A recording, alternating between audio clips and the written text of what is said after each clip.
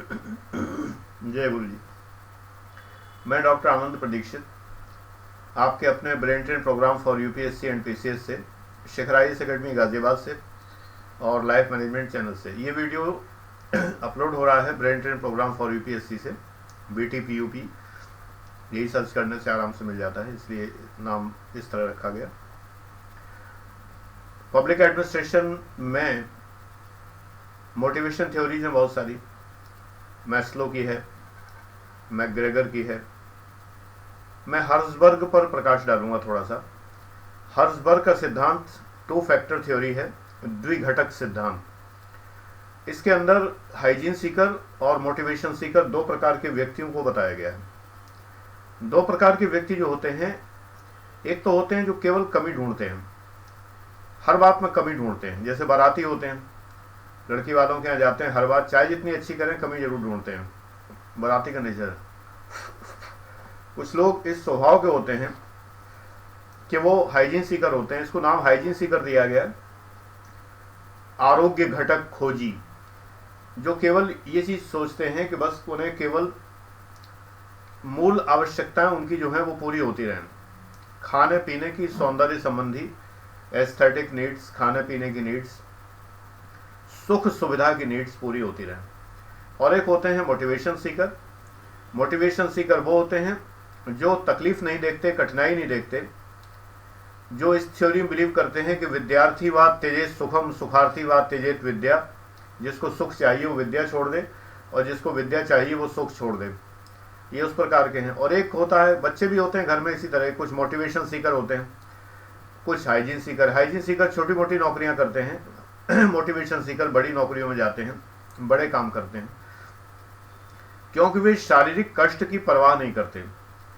उनको किसी बात से परवाह नहीं होती, वो केवल जो है उन्नति करना चाहते हैं। और कुछ बच्चे होते हैं, पढ़ने के लिए बिठाओ तुरंत प्यास लगेगी, पेन नहीं है, पेन चल नहीं रहा है, इतना घटिया पेन मम्मी लेके दे देती हैं जब मार्केट जाती हैं, ये पेन चलाए नहीं चलता, ये मेज हिलती है, ये पंखा आवाज़ बहुत करता है, आज गर्मी बहुत है, आज ठंड बहुत है, रजाई में घुस के पढ़ेंगे, फिर सो जाएंगे पढ़ते पढ़ते। ये मौसम कोई पढ़ने का है, कितना सुहाना मौसम हो रहा है, बारिश हो रही है, ये वो, हर बहाना।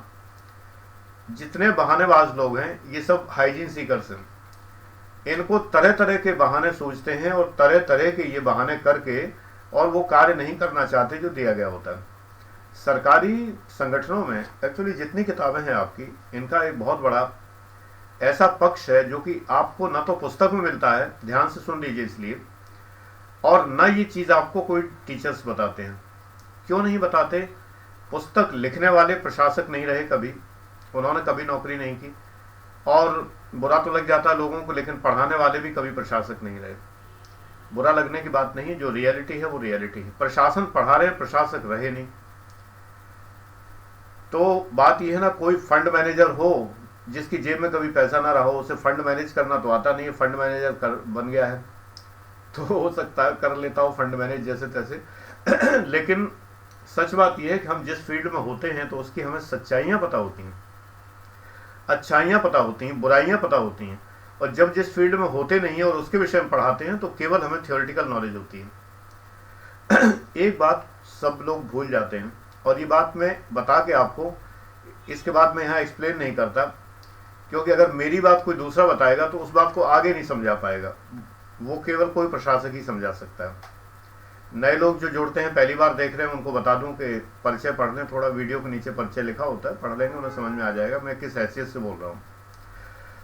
तो प्रशासन में सबऑर्डिनेट स्टाफ को मोटिवेशन करने की जरूरत क्या है? What is the need? Whether they are hygiene seeker और motivation seeker, they will do what I will से।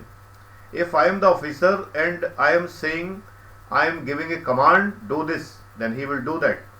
MP Follett कहती हैं प्लीज डू दिस, ऐसे कहिए, लेट अस डू दिस। कोई जरूरत नहीं होती एडमिनिस्ट्रेशन में कहने की, let us do this, please do this. ठीक है, कभी कभी सबऑर्डिनेट स्टाफ जो है तकलीफ में होता है, मानसिक कष्ट होते हैं, परेशानियां होती हैं, मैंने एग्जाम्पल भी दिए हैं MP Follett बताते समय आपको।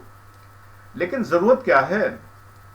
आपको प्लीज वगैरह कहने की क्या जरूरत है? आपको क्या देखने की जरूरत है? मैस्लो की थ्योरी से मोटिवेशन करें कि मैकग्रेगर को देखें, कि इनको कुछ नहीं देखने की जरूरत है। सरकारी दफ्तर यूं चलते हैं, यही तो कमी है सबसे बड़ी। ब्यूरोक्रेसी की।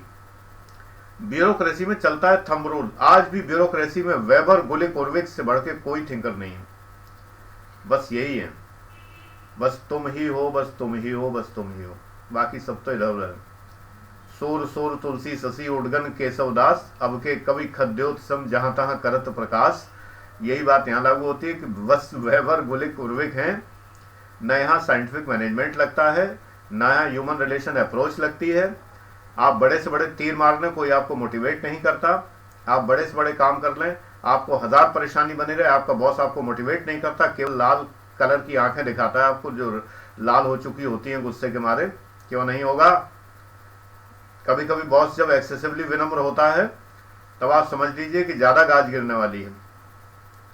जब बॉस ये कहता है बुलाकर कि तो मिस्टर दिस आप इसको करेंगे, कर लेंगे ना? अगला कहता है अरे सर क्यों नहीं कर लेंगे, सर आपका आदेश, सर आंखों पर, क्यों नहीं कर लेंगे? ये समस्याएं तो क्लर्कों और चपरासियों के साथ आती हैं जब बॉस क्लर्क और चपरासियों को डील करता है, क्योंकि उनकी संगठन बहुत मजबूत है, वो डिनाई भी कर सकते हैं। लेकिन सबॉर्डिनेट ऑफिसर में कोई मजाल नहीं है कि वो मना कर दे कि सर मैं नहीं कर सकता ये काम।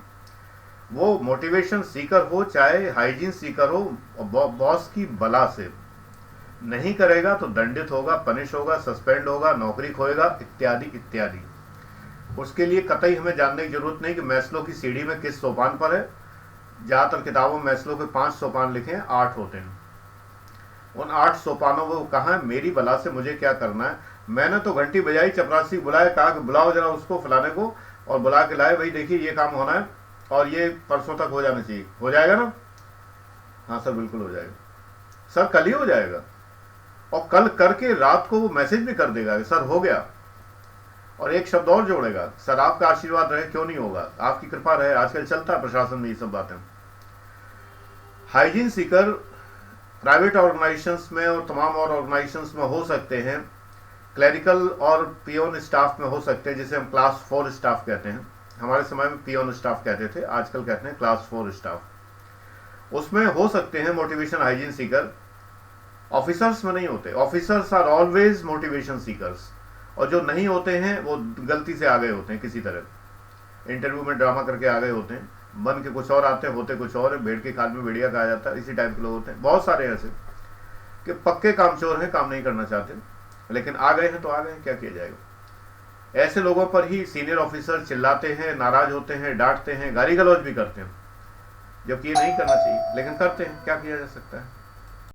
तो बेसिकली ये डिफरेंस है मोटिवेशन सीकर और हाइजीन सीकर का, कि मोटिवेशन सीकर किसी भी परिस्थिति में घबराता नहीं है, किसी भी परिस्थिति में, और हाइजीन सीकर केवल तकलीफें बताता रहता है, शिकायतें करता रहता है, शिकायती प्रवृत्ति का होता है। हमारी डेली लाइफ में भी लोग ऐसे मिलते हैं जो मोटिवेशन सीकर होते हैं और हाइजीन सीकर होते हैं, दोनों प्रकार के लोग होते हैं। उत्तम प्रवृत्ति हाइजीन सीकर की है, हाइजीन सीकर बनिए डेली लाइफ में भी, और जब इनको पढ़िए हसबर को, तो बस ये बातें ध्यान रखिए। जो बात मैंने आपको बताई जो किसी बुक में नहीं है, वो बात यही है केवल कि सारी किताबें लिखने वाले ज़्यादातर लोग प्रशासक नहीं हैं, तो इसलिए वो ये नहीं बता पाते कभी कि लोक प्रशासन का अर्थ क्या है। लोक प्रशासन केवल वही नहीं है जो बताया जा रहा है। लोक प्रशासन के 3 हिस्से तो मिनिमम हैं ही। एक सीनियर मोस्ट ऑफिसर्स जो डिसीजन मेकर्स हैं सेक्रेटेरिएट लेवल पर, दूसरे जो है इम्प्लीमेंटिंग ऑफिसर्स जो कि एग्जीक्यूटिव ऑफिसर्स हैं डायरेक्टरेट लेवल पर, इसके अलावा कर्मचारी वृंद। तो पब्लिक एडमिनिस्ट्रेशन एक ही जैसा कैसे हो सकता है? आप सारी किताबों में एक ही तरह का पब्लिक एडमिनिस्ट्रेशन पढ़ते हैं, इसीलिए एग्जाम के बहुत सारे क्वेश्चन आप सॉल्व नहीं कर पाते। यही रीजन है नहीं कर पाते, क्योंकि ये मजबूरी है कि जो पढ़ा रहा है उसे भी नहीं पता, क्योंकि उसे ये पता ही नहीं है कि प्रशासन में 3 प्रकार से लोग डील कैसे करते हैं। जो जिस लेवल पर प्रशासन में उस लेवल पर कैसे डील करता है ये उसको नहीं पता, ये उसकी मजबूरी है। सबसे बड़ी इस विषय की बात यह है कि इसको पढ़ाने वाले प्रशासक नहीं हैं। मिनोब्रुक फर्स्ट कॉन्फ्रेंस जो हुई थी इसीलिए फेल हुई थी, क्योंकि मिनोब्रुक फर्स्ट कॉन्फ्रेंस में जो 1968 में हुई थी, उसमें यही सबसे बड़ी समस्या थी कि प्रशासक चिंतक नहीं होते और चिंतक प्रशासक नहीं होते। Thinkers are not administrators and administrators are not thinkers. वहाँ का पूरा डायलेमा, पूरा द्वंद्व यही था सारा, इसीलिए वो फेल हो गई थी हंगामे में। बाद में 1988 में जब दोबारा हुई है सेकंड मिनोब्रुक, तो उसमें कुछ सामंजस्य आया और फिर 2008 में जब हुई है, तो फिर सब्जेक्ट ही बदल गया इसका। इनको पढ़िए, तीनों मेंबर कॉन्फ्रेंस को पढ़िए, डिटेल में पढ़िए। नेट पर ज़्यादा मटेरियल नहीं है, जितना मिले उतना फ़िलहाल पढ़िए। तो फिलहाल इतना ही। God bless you, thank you very much.